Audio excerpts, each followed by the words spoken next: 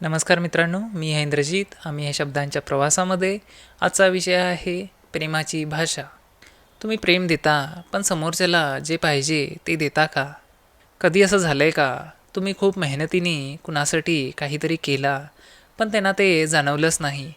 किंवा कोणीतरी तुमच्यासाठी खूप काही केलं, पण तुम्हाला उणीव जाणवत राहिली.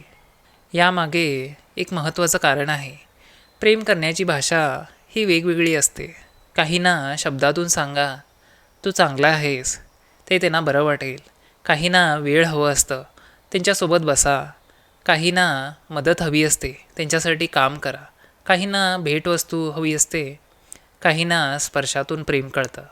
जर तुम्ही एकच भाषेत प्रेम करत असाल आणि समोरचा दुसऱ्या भाषेत ऐकत असेल, तर दोघेही प्रेम करून दुरावा येईल. म्हणून एकमेकांना विचारा, तुला कशामुळे आणि कुठे प्रेम केल्यासारखं वाटतं?